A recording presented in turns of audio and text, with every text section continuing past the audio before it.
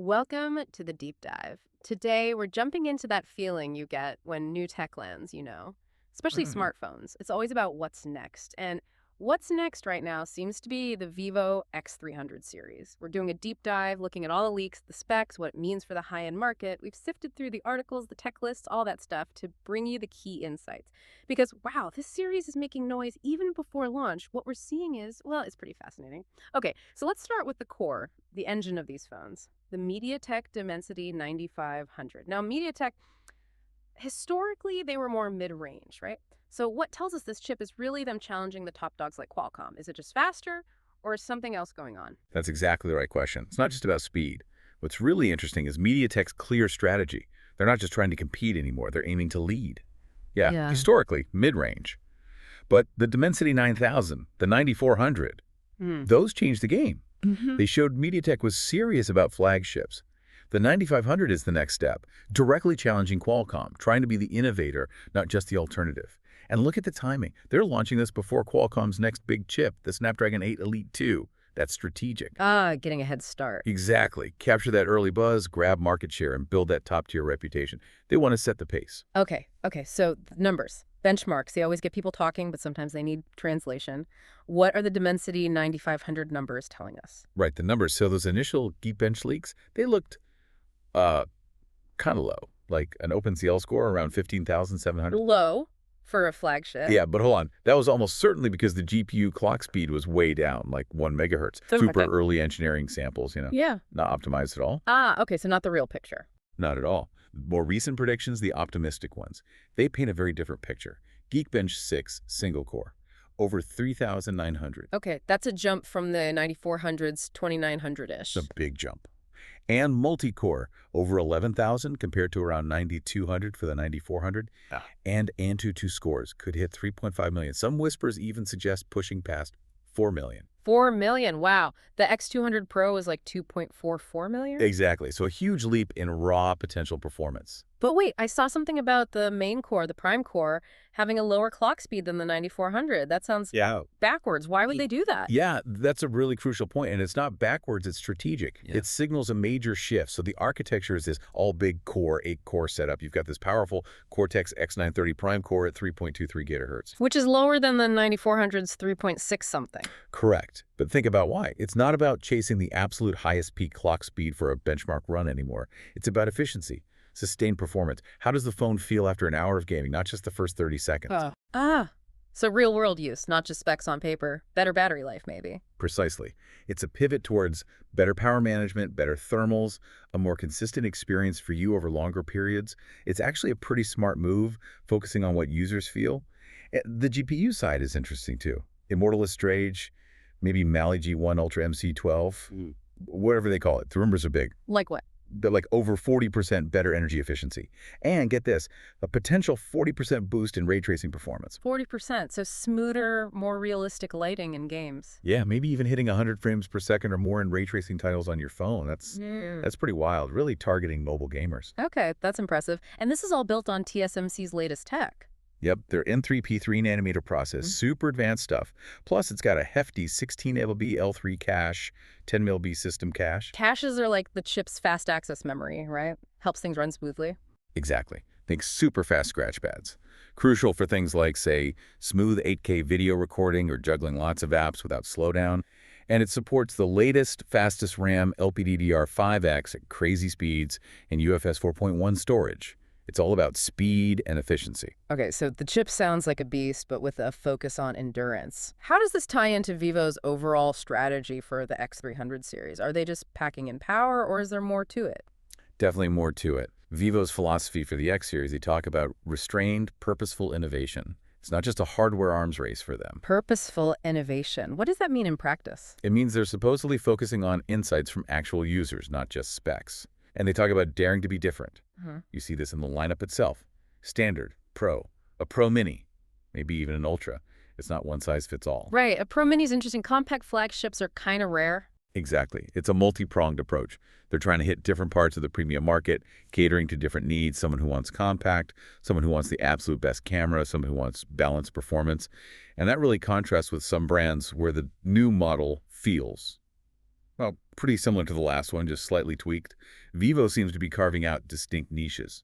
So, trying to offer something specific for you, depending on what you value most. Precisely. Tailored devices. Yeah. And it's not just hardware. They're integrating Google Gemini AI across the board. Ah, the AI angle. What kind of features are we talking about? Things that leverage the chip's NPU, the neural processing unit. Yeah. Stuff like live transcription, screen translation on the fly, smarter note-taking apps, AI helping with photo editing, making the phone feel more intuitive, more intelligent. Okay, interesting. Let's get tangible then. The screens, you mentioned different models. Do they have different displays too? They do, and it's actually one of the more surprising areas. The X300 Pro, rumored to have a flat 6.8-inch screen, 1.5K resolution, that's 1260 by 2800 pixels. 1.5K. Okay. And the standard X300. Here's the twist. The standard X300 is expected to have a 6.78-inch AMOLED, 120 Hz, but with a sharper resolution.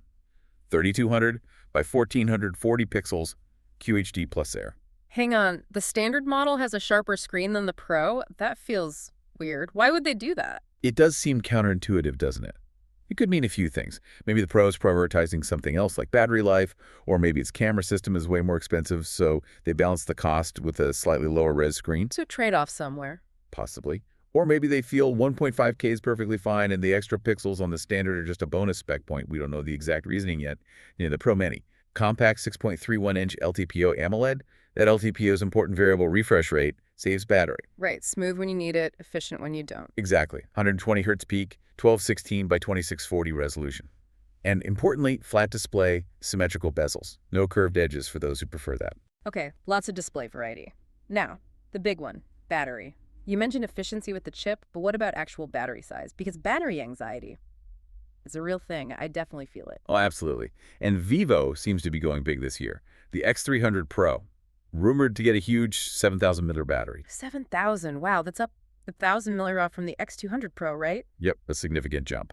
The standard X300 is looking at a 6,000 mAh, also very large, with the 100W fast charging. Nice. And the Mini. The Mini is where the leaks are a bit fuzzy. Some say 5,700 mAh, others say 7,000 mAh like the Pro. Both suggest 90W wired and 30W wireless charging. So, still a bit unclear, but likely very substantial either way. Definitely. And then there's the super speculative X300 Ultra. Rumors there point to maybe 8,500 mAh and insane 240W charging. 240 watts. I know. Yeah, that's nuts. Fully charged in minutes. Potentially. But taking the whole series, the trend is clear. Significantly bigger batteries. Combined with the Dimensity 9500's efficiency focus, these could be serious endurance champions, directly tackling that battery anxiety pain point for you. Okay, big batteries, efficient chip. How does it all feel? The design, any changes there? The X300 Pro is expected to look pretty similar to its predecessor. That circular camera module is likely staying. The Pro Mini, though, sounds like a simpler, flat design. No curves, just straightforward. And any other notable design bits? Fingerprint sensors. Ah, good point. The Pro Mini is supposedly upgrading from an optical under-screen sensor to an ultrasonic one. Ultrasonic. That's the one that works better with wet fingers, right? Uses sound waves. Exactly. More reliable, potentially more secure. A nice quality of life upgrade. The standard X300 likely gets an in-display sensor too. And waterproofing seems solid. The Pro Mini is mentioned with IP68, IP69, and the series overall should have top-level water resistance. All right, design sounds good, practical upgrades. Now, let's talk cameras. This is where Vivo often shines, especially with that ZEISS partnership. What are they cooking up this time? I saw that 200 MP number. Yeah, the cameras are looking potentially revolutionary. The ZEISS collaboration continues, so expect the T-coding reducing glare, improving clarity, maybe those cinematic portrait effects. The main camera on the Pro is likely a 50MP Sony LYT-828 sensor, about 11.3 inch size. But the key isn't just megapixels. What is it then? It's the tech behind it. Things like hybrid frame HDR. We're talking potentially over 100 dB dynamic range. That means capturing incredible detail in both super bright skies and dark shadows in the same shot. Some reports even say it beats Sony's bigger 1-inch LYT-900 sensor in dynamic range. Really? Better dynamic range than a 1-inch sensor? That's a bold claim. It is. And it has quad-phase detection for super fast autofocus. So the focus is on image quality and processing, not just sensor size. Right. But yeah, the periscope telephoto, that's the headline grabber. A rumored 200-megapixel periscope lens. 200 megapixels. For zoom, what does that actually enable? It's about extreme detail at range. Think 3x optical zoom. But with so much resolution, the digital zoom beyond that should be much cleaner. And it's also said to enable telephoto macro shots. So, versatility. Okay, that's wild. What about ultra-wide and the other models? Seems like 50MP ultra-wides are likely across the board. The Pro Mini is rumored to have a triple 50MP setup on the back plus a 32MP ultra-wide front camera. And remember that Gemini AI integration for smart editing features. Right, the AI helping out post-shot. And then the Ultra. Highly speculative, but the rumors are even crazier there. Go on. 3 200MP sensors. And the main one might support multifocal and continuous optical zoom. Continuous optical zoom, like on the Sony Xperia phones. Yeah. Seamless zooming between, say, 3.5x and 7.1x without digital cropping. Exactly like that. If true, that's groundbreaking for Vivo, like having a proper zoom lens on your phone.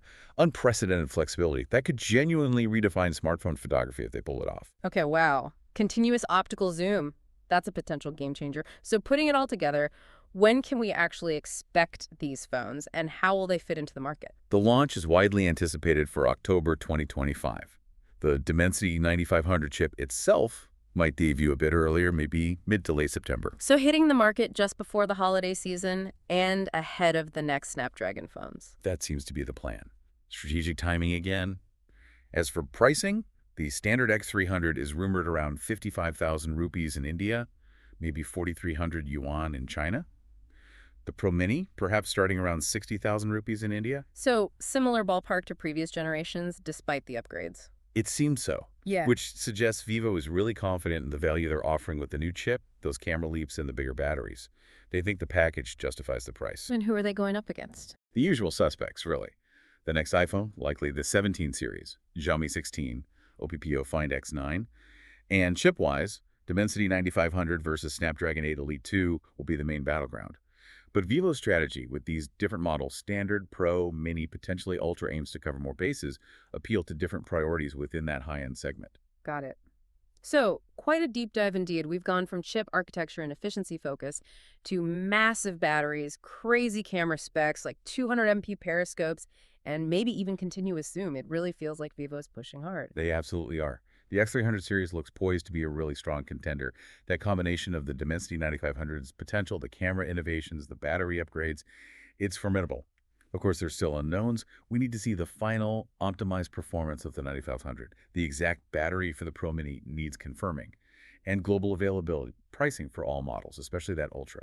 That's still TBD. And that 1.5K screen on the Pro might raise some eyebrows for spec watchers. True, that's a potential point of discussion. But stepping back, these advancements, especially in camera and battery, could genuinely set new benchmarks. It forces competitors to respond, to innovate faster in those areas. So wrapping this up, what's the big takeaway for you, the listener, thinking about your next phone? I think it's Vivo's consistency. They seem committed to this human-centric idea, this purposeful innovation. They're not afraid to experiment with different form factors like the Mini or push extreme features like that 200MP camera or continuous zoom. It suggests they want to lead innovation, not just follow trends. And that's interesting because it could pressure the whole industry. If Vivo succeeds here, maybe other brands will have to differentiate more meaningfully beyond just incremental spec bumps, which ultimately could mean more genuinely innovative choices for you. So the question becomes, what do you prioritize? And will these kinds of features become the new standard everyone expects?